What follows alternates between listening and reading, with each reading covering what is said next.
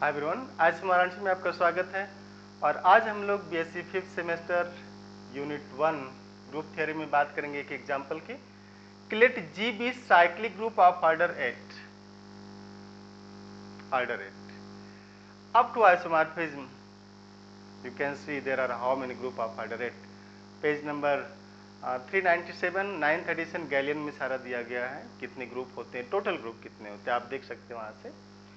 Let G be cyclic group of order 8 and G is generated by A.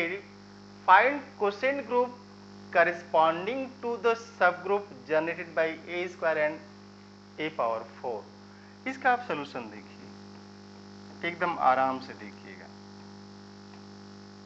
कह रहे हैं कि जो G है वो A से जनरेट हो रहा है। अब A से जनरेट हुआ, ऑर्डर 8 है, तो जैसे a पावर 8 करेंगे ना 1 आ जाएगा आइडेंटिटी। हम लोग इसको 1 से लिख देते हैं, आप e से भी लिख सकते हैं। तो this is 1 a square a3 a4 a5 a6 a7 ये रहा। और करें कि सब ग्रुप जो है h के दो सब ग्रुप है, या हम लोग नाम देते हैं h1 बाई a स्क्वायर। अब what is order of a square? Order of a square is what 4, क्योंकि a स्क्वायर को a स्क्वायर में कम से कम 4 टाइम्स मल्टीप्लाई करेंगे तो a पावर 8 आएगा, और जैसे a पावर 8 आएगा इसका मान आइडेंटिटी आ जाएगा। तो दिस इज 4, तो इसमें 4 एलिमेंट होंगे, 1 a square 8 a4 and a power 6 ये रहे। इसके बाद एक सब ग्रुप इसका H2 है, जो कि H2 जो a पावर 4 से जनरेट हो रहा है। And since order of a power 4 in G is 2, तो यहां से दो एलिमेंट आएंगे, आइडेंटिटी एंड a पावर 4। और आइडेंटिटी को हम लोगों ने 1 लिखा है, तो आप भी इसको 1 लिख दीजिएगा। दिस इज 1, ठीक है ना, 1 a power 4।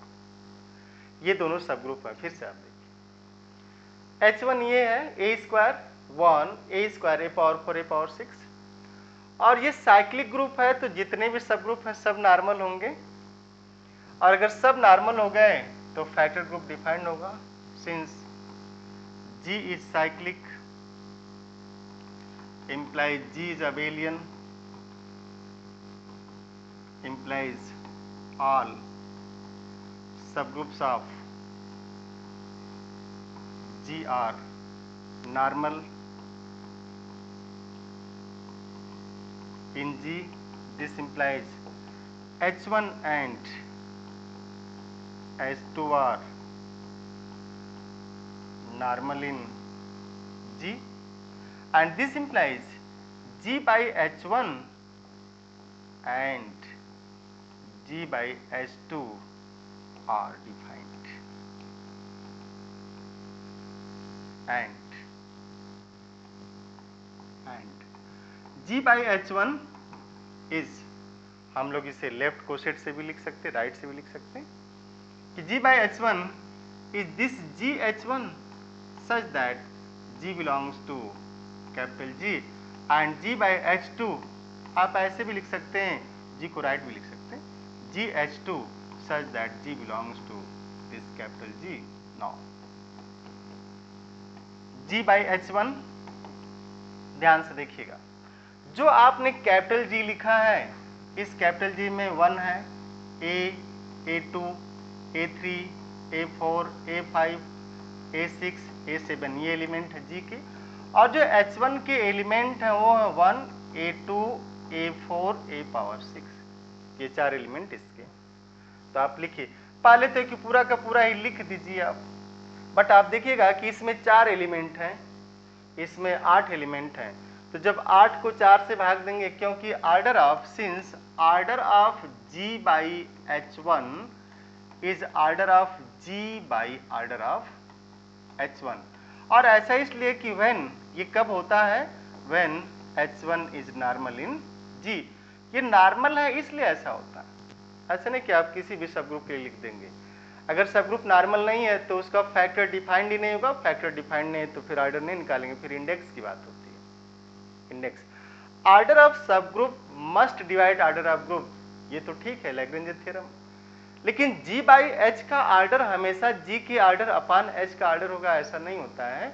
Order of G upon H is equal to order of G upon order of H only when H is normal sub group in G। If H is not normal sub group in G then we cannot find order of G upon H। okay, तो this G by H1 element उठाइए, 1 H1 ध्यान से देखिएगा, AH1, A2H1, A3H1, ये A4H1, A5H1, A6H1, A7H1। But आपको पता है कि इसमें 4 एलिमेंट है, इसमें 8 एलिमेंट, तो ये रहेगा फाइनली 2 ही एलिमेंट, तो जो जो इसके अंदर हो तो एब्जॉर्ब हो जाएगा। मीन्स अगर ऐसा है कि x belongs to h, this implies XH is same as h, तो ये आप यूज करेंगे तो इसमें क्या हो जाएगा, यहाँ पे ये आपका H1 होगा, ये भी आपका H1 होगा, और ये भी आपका H1 होगा, ये भी आपका H1 होगा, तो ये 4 H1 हो गए, बाकी AH1, A3H1, A5H1, A7H1 ये सब बराबर हो जाएंगे। आप देखिए कैसे बराबर हो रहे हैं। AH1 is A1, A2, A4, A6, ये H1 के एलिमेंट है, मल्टीप्लाई करेंगे हम लोग A, A3, A5, A7, ये आ जाएगा। एंड नाउ A3H1, जैसा हम लोगों ने कहा कि जो AH1 है वही A3H1 है, और वही A5H1 है वही A7H1 है, आप इसे दिखा रहे हैं कैसे ऐसा होगा।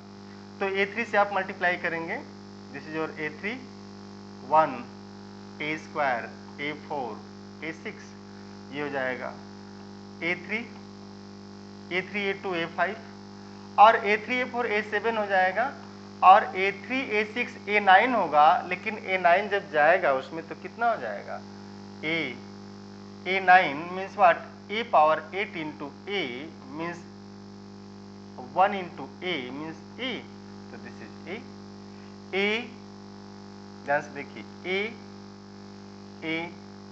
A3, A3, A5, A5, A7, A7, ऐसे आप करेंगे A5H1 is same as A7H1 and is same as AH1 is same as A3H1. It means what?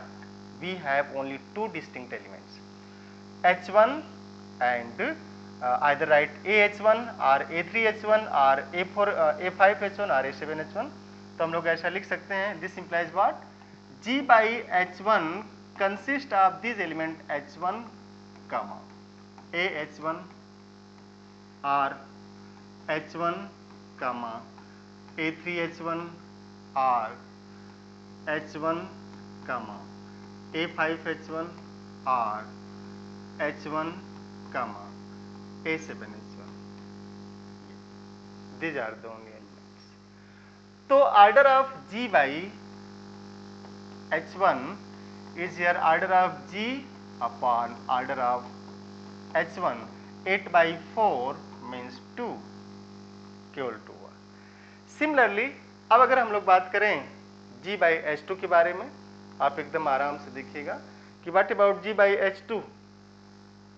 तो G by H2, since H2 is 1 A power 4, तो order of H2 is 2 and order of G is 8, and this implies order of G by H2 is order of G upon order of H2। क्यों लिखा, क्योंकि normal है इसलिए लिखा, and this is 8 by 2 means 4। तो कह रहे हैं कि इसमें 4 एलिमेंट होंगे। अब वो 4 एलिमेंट कौन कौन होंगे आप देखिए। Now G by H2 is 1H2, AH2, A square H2, A3H2, A4H2, A5H2, A6H2 and A7H2। पहले तो ऐसे एलिमेंट लिखेंगे इसके। आपने सारा एलिमेंट लिख लिया। अब आप देखिए ये H2 जो है उसमें दो एलिमेंट है, 1 और A पावर 4। तो ये 1 और A पावर 4 ये तो एक ही होगा, दिस इज सेम। तो इन दोनों को एक लिखिए आप, दिस इज सेम। तो दिस इज योर H2। अब इसके बाद कर रहे हैं कि 3 एलिमेंट और होंगे, लेकिन अपने पास कितना है, 2, 3, 4, 5, 6। अभी 6 है तो इस 6 में क्या होगा, 50-50 हो जाएगा। ध्यान से देखिएगा, AH2 is A1 A power 4 and this is A power 5 and A2H2 is A2 1 A power 4 and this is A2 A power 6 and A3H2 is A2 A3 1 A power 4 is what, A3 इसके साथ A3 इसके साथ A power 7। A4H2 is A power 4 1, this is A power 4, this is A power 4 और A power 8, A power 8 क्या हो जाएगा, 1। और ये हम लोगों ने लिखा कि this is same as your H2। अब लिखेंगे A पावर 5 H2। ध्यान से देखिए AH2 कितना है, A पावर 5। तो क्लियर है कि यहां से एक A पावर 5 आ रहा है, तो A पावर 5 और A ये दोनों क्या हो जाएंगे, बराबर हो जाएंगे। तो A पावर 5 और AH2 बराबर हुए। ठीक है, देखिए 4 का डिफरेंस है, A की पावर में इसके पावर में 4। अब A2H2 और A6 बराबर होंगे, A3H3 और A7 बराबर हो जाएंगे। आप कैलकुलेट कर लीजिएगा, ऐसे नहीं लिखना है। तो जैसे कैलकुलेट करेंगे ना, जैसे A3H2 हमने कहा लिखिए A7H2, आपने कहा A7 1 A power 4, this is A7 and A power 11, but A power 11 is what, A3। तो A7 A3, A7 A3 is same as A3 A7 means A3। so this is H2 and write AH2 and write A2H2 and write A3H2, these are 4। आप इसमें से किसी, या तो इसको लिखिए या फिर A5 को लिखिए, A2 को लिखिए या A6 को लिखिए, A3 को लिखिए या फिर A7 को लिखिए, these are same। तो this is your G by H2 and this is isomorphic 2। अगर आप इसको देखना चाहें, 2 बार मल्टीप्लाई किया, A2 A3 A4, इसमें 4 एलिमेंट हैं। तो this group is either isomorphic to Z4 और आइसोमॉर्फिक टू K4। या तो Z4 के आइसोमॉर्फिक होगा या K4 के आइसोमॉर्फिक होगा। Z4 के आइसोमॉर्फिक तब होगा जब इसमें 4 ऑर्डर का एलिमेंट होगा। तो अगर इसके एलिमेंट के ऑर्डर की बात की जाए तो आप थोड़ा देखिए, G by H2, H2 AH2 A2H2 A3H2, ये एलिमेंट लिया गया, 4 एलिमेंट है ना, ये ना 4 एलिमेंट है इसके। या तो ये लीजिए, ये लीजिए, ये, या फिर A2H2 नहीं लेना तो A6H2 आप ले सकते हैं। ये now AH2 is A2H2, but A2 does not belongs to H2. AH2 is what, A power 4 H2, 4 बार है ना, 1 2 3 4, and this is what, H2। तो order of this element is 4, and since K4 smallest non-cyclic group of order 4 is K4, is non-cyclic, has no element of order 4, but here Z4 has element of order 4 and G by H2 is, has also element of order 4, it will guarantee that this is isomorphic to Z4। So this factor group is cyclic। है ना interesting. तो बड़ा interesting और important example था, आप इसको लिख सकते हैं। और फिर इसमें एक और एग्जाम्पल आप देख सकते हैं इस तरीके का अगली क्लास में। तो thank you, see you next class, have nice day.